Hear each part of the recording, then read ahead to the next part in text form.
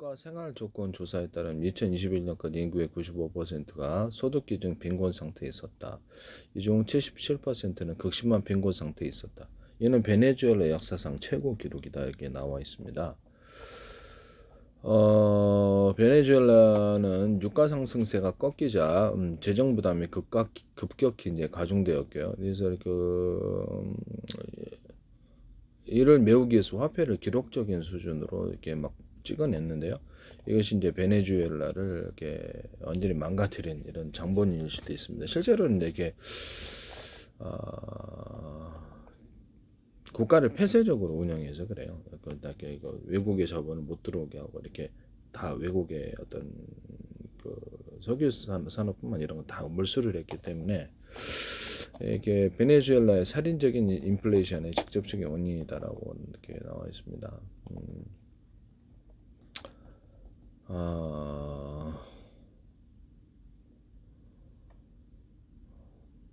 세계 사상은 이렇게 그 통화 가치가 이렇게 달러 대비해서 1조 분의 1이 될 때까지 계속 폭락한 사례는 짐바브웨 하나였는데요.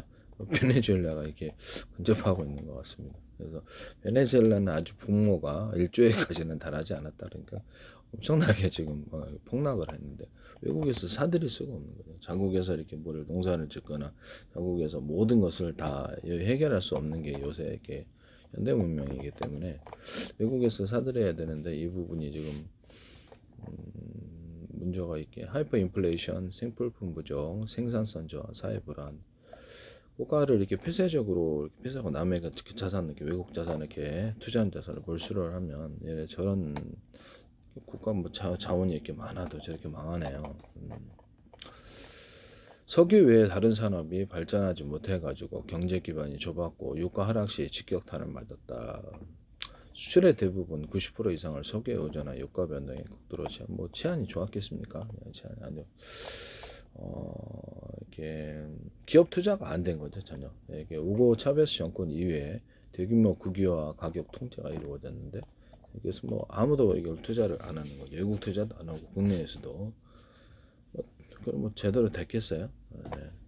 그다음에 국영 석유회사에 대한 정치적 간섭과 부패로 석유 생산 능력이 급강. 이것도 이게 누가 투자를 해야지 되는데 노화되다 보니까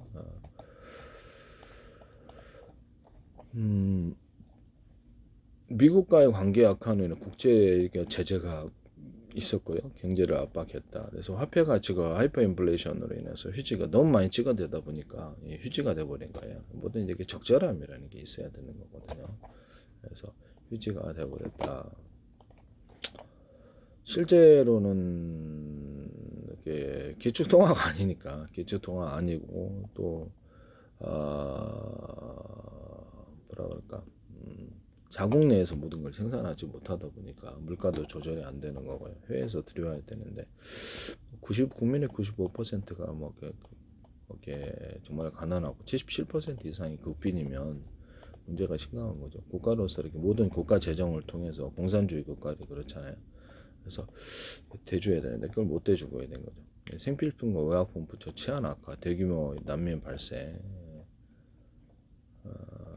많은 전문가들 이 이유가 국제사회에서는 서로 교류를 하고 저놈도 공산국가는 외국의 자본을 받아들이고 교류하고 이렇게 굉장히 부화해졌는데 이게는 그러지 않았기 때문에 외국에 이제 자국의 화폐를 외국에 뭘 사들이지 못하니까 달러는 석유로만 이렇게 자기가 할 수 있는데 그거를 소수만 이제 덕점을 한 거죠. 그러니까 국민들은 이 과정에서 해외로 도피를 해야 되겠죠.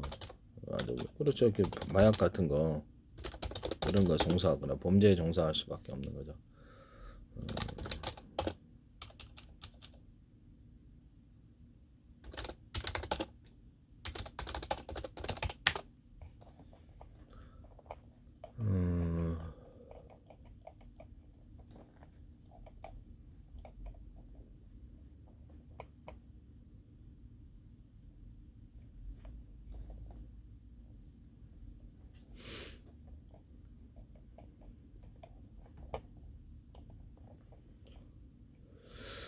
그래서 제가 보기에는 드디어 살 길이 베네수엘라 열린 게 아닌가라는 생각이 듭니다.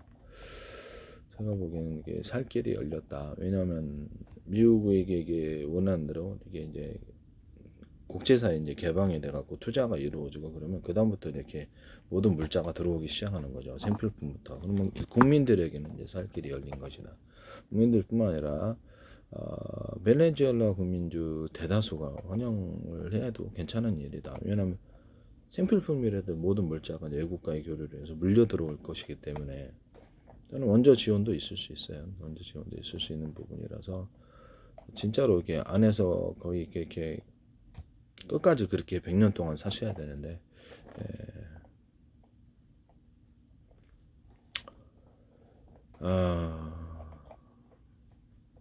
드디어 살 길이 열렸다. 제가 그렇게 보여집니다. 그래서 이제 치안만 제대로 되고 그렇게 되면 거기서 이렇게 원조 행위도 원조 같은 것도 있을 수 있다. 뭐 당장 생필품을 식량이라든지 그래서 그거 열어줄 것이기 때문에 오히려 나쁘지 않다. 미국이 이제 그런 것을 좀 하지 않겠습니까? 예. 그래서 뭐 국민들에게 뭐 식량 나눠준다든지 이런 부분 기본적인 생필품에 대해서 지원한다면 이거는 드디어 뭐 나쁜 게 아니구나 이걸 알게 되겠죠. 네.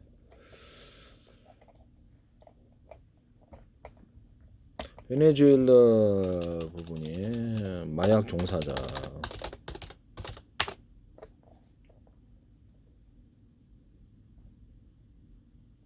뭐 다른 게 할 게 없으니까 뭐 산업시설이 뭐가 있어요. 아무도 투자하려고 하진 않아요. 국가가 다 통제를 해서 아무도 몰수를 해버리니까 아무도 투자하려고 하지는 않습니다.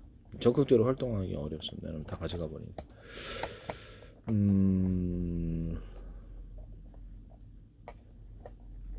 베네수엘라 불법 경제에 대해서 이게 구글 자료입니다.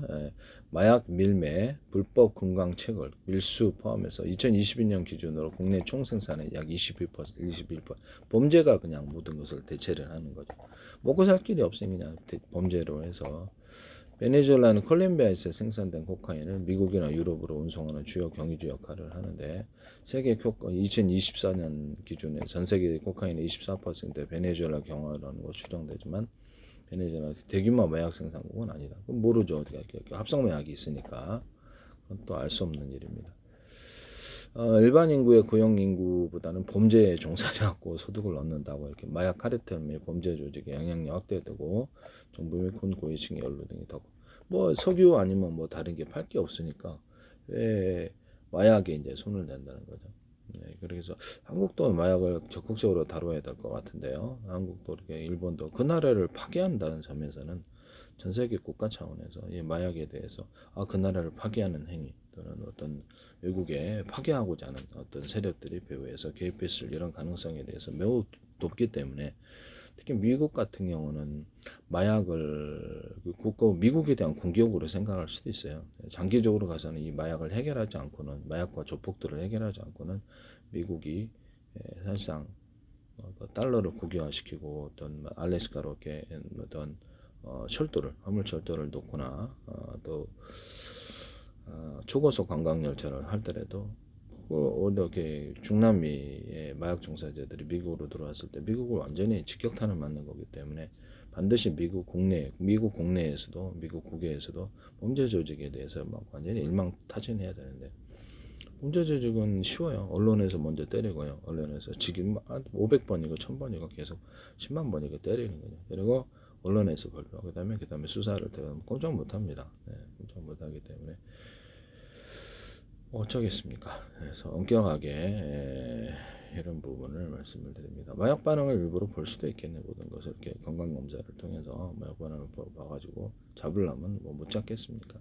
미국 군 자체 정보기관이 정부의 기관이 연루된 사람이 없는지 이 부분에 대해서 조사해서 원천 차단을 시켜야 된다고 저는 생각하는데요.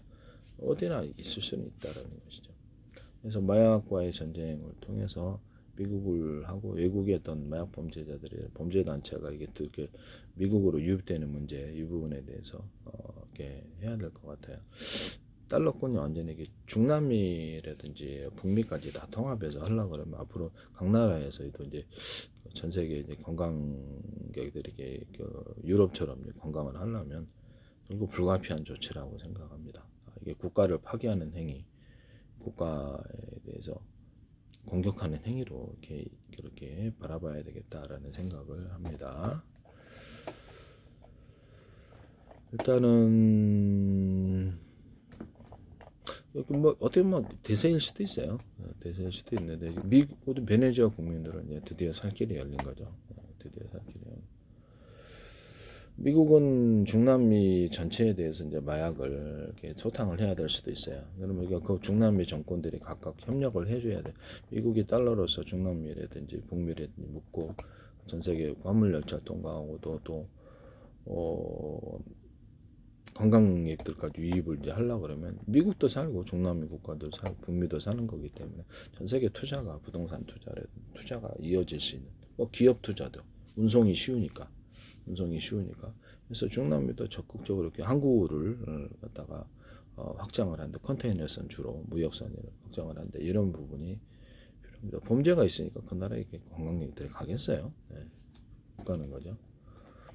거꾸로 생각 베네수엘라 들어가겠습니까? 죽을 수도 있고 위험합니다. 그래서 제가 보기에는 이런 부분을 말씀을 드립니다. 베네수엘라에서는 이런 범죄가 사라지지 않고는 살 길이 없을 것 같은데요. 기껏 돈을 벌어도 이게 도로 강탈이 간다든지 이런 자리는 없을까요? 네. 개인의 사유재산이라는 게 뭐 이런 범죄 앞에서 뭐 얼마나 지켜지겠습니까? 결국 사유재산이 지켜지는 길만이 국민들이 적극적으로 나서서 이제 장사도 하고 뭐 이렇게 해외 무역도 하고 뭐 이렇게 그렇게 해야 되겠죠. 사유재산이 없으니까 이런 현상이 일어나게 되는 거죠. 겉으로는 있지만 이렇게 안 지켜진다는 범죄주의 이렇게 다 뺏어가면 가져가는 거예요. 누가 그걸 하려고 그랬어? 아무도 일하려고 그러지 않죠. 그래서 제가 보기에는 중남미도 나쁘진 않다. 이걸 하나의 거대한 작전으로 생각을 해요. 중남미 전체와 북미에 대해서도 미국 자체에 대해서도 국가를 파괴하는 이런 범죄 행위로 국가를 파괴하는 어떤 배후의 외국 적국들이 있을 수 있지 않습니까? 그래서 이거는 트럼프 행정부도 그렇고 그 이후에도 지속적으로 해야 될 것 같고요. 내부의 결탁자가 있어서는 안 되겠다. 돈 받고 이렇게 말씀을 드립니다. 저는 오히려 베네수엘라가 살 것 같은데요. 부정적으로 보이지 않습니다만, 네. 그 안에서 국민들이 계속 그렇게 100년이고 사셔야 되는데.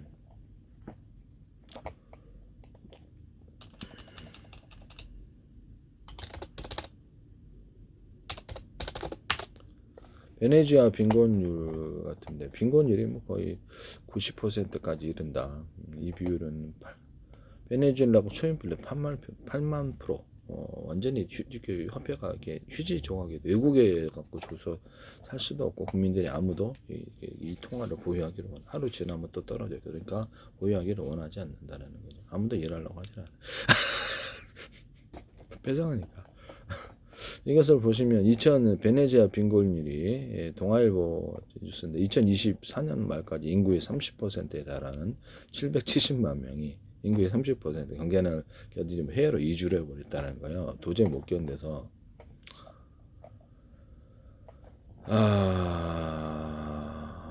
6만 프로 인플레, 뭐 빈곤율 82%, 30개. 그래서 이게 어디로 갔을까 이들이 미국으로 불법 이민을 했을까요? 이거 뭐 미국 가도 이제 거기에 뭐 그렇게 되면 또 어떤 자료에서는 말씀이죠. 빈곤율이 94.5%. 거의 나라가 돌아갈 수가 없죠. 국민들 대부분을 빈곤층으로 만들어서 계속 그 안에서 이렇게 살기가 불가능하게 만드니까 국민의 30%가 이주를 해버렸다. 그래도 이주는 할 수는 있네요.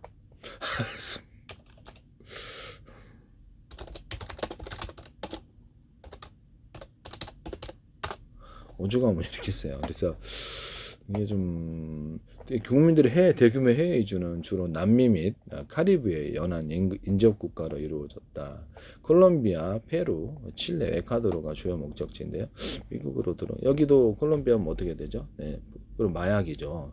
이게 지금 베네수엘라가 여기 들어가서 서로 간에 이렇게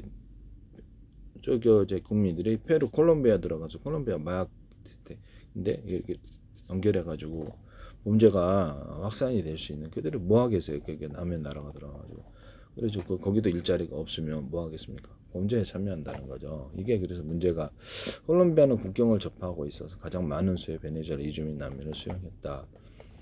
페루가 콜롬비아 다음으로 이렇게 많이 받아들였고 칠레와 함께 인기 있는 목적 중 하나였다. 칠레는 2013년에 베네수엘라 이민자가 크게 증가한 국가 중 하나다. 그래서 에콰도르, 페루와 더불어서 많은 이주민이 유입됐고 베네수엘라, 브라질, 베네수엘라 국경을 맞대고 해서 이주민이 유입되었다.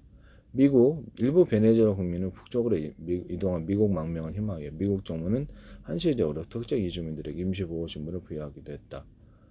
이들을 통해 죽어왔던 베네수엘라를 파악을 할 수도 있죠. 그래서 전체 이주민의 85%가량은 중남 및 카리브 해역에 거주하고 있다.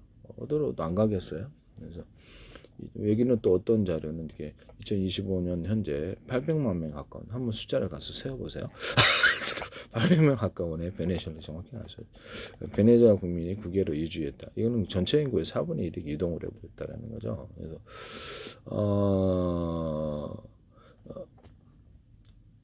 국경서 충돌 막 일어나고 있고 강화가 이렇게 해서 베네수엘라 난민 문제가 실제로는 굉장히 중산층까지도 이민을 가버리고 살 수가 없으니까 뭐 먹을 게 있고는 물자가 없으니까 그 상태로 100년이고 살려니까 이건 도저히 안 되는 거야. 그래서 주변 나라로 도망가 버린 국민들이 도망간 나라가 못 사니까 이는 물자 부족, 인플레이션, 사회 불안의 심화한 이유이기 때문이다라고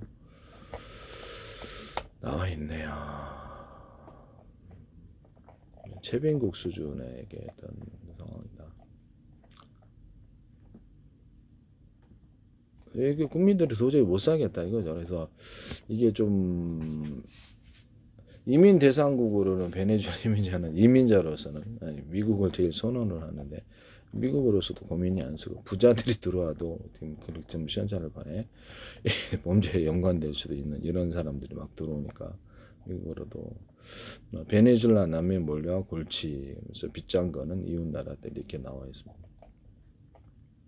그들이 뭘 종사해요? 범죄 종사하는 거죠. 일자리가 있겠어요? 콜롬비아를 볼게요.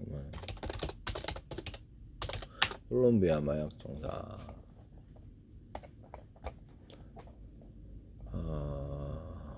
관련 인력은 여기 재배 농가, 카르텔 조직원까지 다양하게 분포되어 있다. 세계 최대 코카인 생산국 콜롬비아.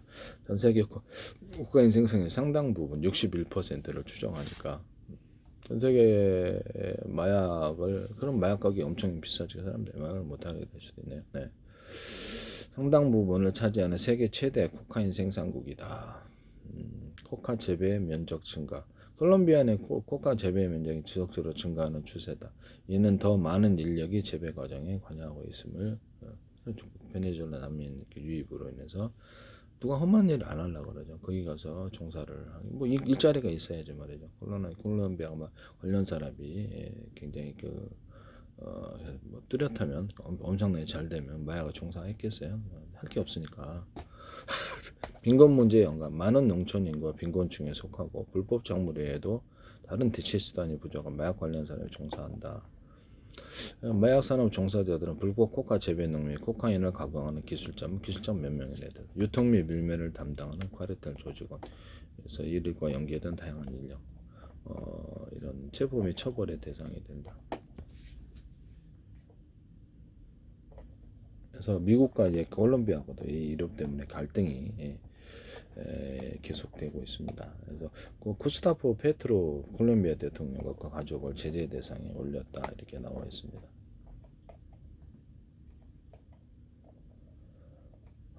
잠수정을 이용해 가지고도 길이 15m의 마약 운반 잠수정 안에도 그걸 통해서도 하고 이런가 봐요. 뭐 땅굴은 없겠어요? 땅굴 국경 간에 땅굴도 있을 수 있고. 네네. 다국적 기업들은 콜롬비아 투자를 꺼렸다. 이게,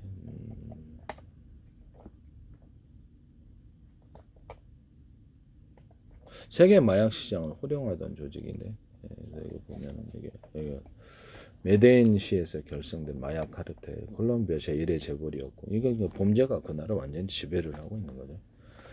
베네수엘라 좀 비슷하네요. 세계 마약 시장 호령하던 조직이었다 이렇게. 이거는 어디냐면은 나무 위키 자료입니다. 나무 위키 자료. 한번 찾아보세요. 어, 그 콜롬비아에서 웬만한 대기업보다 훨씬 강한 영향력을 조폭이 마약 시장을 손에 넣어 삼성그룹, 현대그룹 합친 것보다 더 강한 영향력을 행사했다. 얼마 안 되니까 지배 아래 누구든 그 테러에 안전할 수가 없죠. 그래서 어떤 정치인이든 그 가족이든 안전할 수가 없는데 코카인 밀매의 주요 거점은 칠레, 아르헨티나, 브라질이 옛날에는 그랬는데요. 그래서 코카나무 원산지인 페루와 볼리비아였던 시장이 상당한 비중을 차지. 뭐 지금은 안 그러겠습니까? 이제 그래서 이게 좀 베네수엘라 난민들이 가서 거기에 어디에 종사하겠는가? 뭐 뻔하지 않게 거기에 종사하겠죠.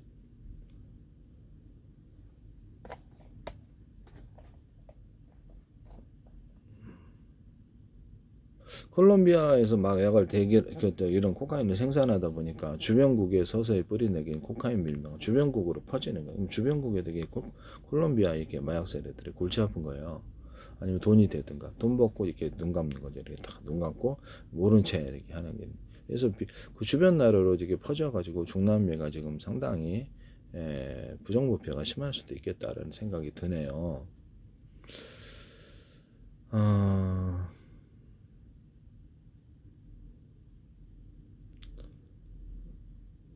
그래서 이들 주변국의 뭐 어떤 칠레 마약 밀매 조직들도 이렇게 어떤 그 소탕을 좀 당하고 이러니까 콜롬비아로 오히려 들어갔다. 그래서 콜롬비아가 오히려 지금 범죄 조직들이 굉장히 강한 상. 무기는 없겠어. 무기도 당연히 있겠죠.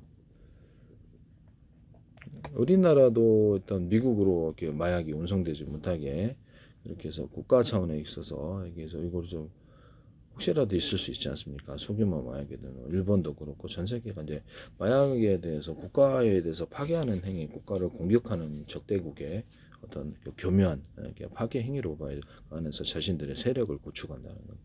그래서 마약이 중요한 게 자신들의 세력을 범죄 조직으로 위장해서 이렇게 적대국에게 그것을 그 세력을 구축했을 수 있는 이런 부분이 있다라는 것이죠. 누가 알겠습니까? 거기서부터 해가지고 이제 모든 합법적인 사업으로 이제 투자를 하든지 이래서 세력을 형성해 놓을 수도 있잖아요. 그 돈이 이제 어디로 가겠어요? 합법적인 사업으로 위장해서 들어가게 되는 거죠. 그렇게 되면 그 안에 엄청난 거대한 세력이 존재할 수 있는 것이죠. 이것을 대한민국에서도 앞으로 이거를 한번 적극적으로 조사를 해봐야 될 것 같은데요. 일본에서도 전 세계에서도 이렇게 적극적으로 해서 이제 국가 차원의 이거 파괴 행위구나 해서 확실하게 거기에 이제 같이 돈 받아 먹거나 이게 교통하고 있는데 담당하고 있는 모든 항상 그래요. 핵심만 딱 제거하면 이게 다 해결할 수 있습니다. 핵심과 어떤 G 라인 플러스 거기 누구죠? G 라인만 제거한다 되는 건 아니야. 실제 내부 안에서 움직이는 중간 이렇게 뭐라 그럴까? 그렇죠. 거기서 이렇게 중간에서 이렇게 계속 뭐 GB가 제거된다 할수록 계속 뿌리는 살아 있으니까 중간책들이 중요한 것이죠. 핵심 중간 핵심층 그들이 이제 제거가 계속되면 이제 아 계속 이쪽 쪽에 통제가 안 되는 거죠. 그 조직에 대한 일종의 사냥개들 이게 통제가 안 되는 현상이 일어나는 이거 반드시 해결을 해야 될 것 같은데 주변국으로 이제 퍼지게 되고 그 나라 조금만 세력으로 시작했다가 점점 세력을 커져서 물밑으로 그렇게 들어가 커지는 거죠. 얼마도 캄보디아의 우리가 지금 사태에서도 그렇죠. 우리나라 국민들이 캄보디아 들어가서 이렇게 사실상 이렇게 지배를 당하고 그들의 조직원이 되거나 이렇게 한국에도 지부를 설치해서 세력을 점점 누구는 몰라요. 세력을 점점 뻘치고 있다. 다른 나라도 한번 봐야 돼요. 다른 나라 이거 캄보디아 사람들만 그런가 아니면 다른 나라도 그런가 외국인 범죄가 있지 않은가. 그래서 우리가 모르는 사이에서 이게 카르텔을 형성하고 했을 때 그 나라를 실질적인 지배하는 존재가 대한민국인가 아니면 그들인가 이렇게 생각할 수도 있다. 보통 연예계에 많이 들어가는데 방송 연예계 근데 뭐 저부터 한번 걸렸었죠. 누가 저기 유통을 했다가 그래서 없다고 하시는 보통 연예계로 들어가죠. 연예계 들어 상층부에 접근하기 위해서 북한에서 이렇게 들어가죠. 이제 겉으로는 조폭이지만 실제로는 적대국의 사람일 수도 있다라는 것이죠. 범죄 조직이 있고로 적대국의 사람 이게 일 가능성에 대해서 엄청 높다라는 것입니다.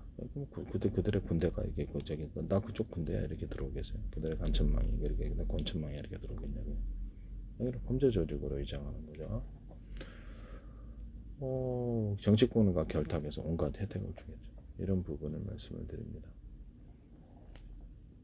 이게 국가 차원에서 이게 굉장히 위험한 존재들로 한번 생각을 해보는 시각도 가져야 되겠다. 아예 국가 적대국의 사람들에게 좁혀게 될 수 있겠구나. 한번 생각을 한번 해봅시다. 그래서 이렇게 그 안에 한국인이다 그러면 한국인을 포섭해가지고 점점 세력을 내부적으로 저부터 컴보디아 사태도 그 보도가 났지 않습니까? 한국인들이 지부를 두고 이렇게 세력을 확장했다고. 다른 데는 뭐 없겠어요? 이 부분을 말씀을 드립니다. 메데인 카르텔은 수많은 마약 밀매업자들이 속되고 그 나라 전체를 이렇게 지배하는 세력으로서 그 성장을 하는 거죠. 뭐 초보끼리 서로 결합을 해가지고 카르텔을 만들었다 그러면 그 나라를 실제로 지배하는 게 대한민국은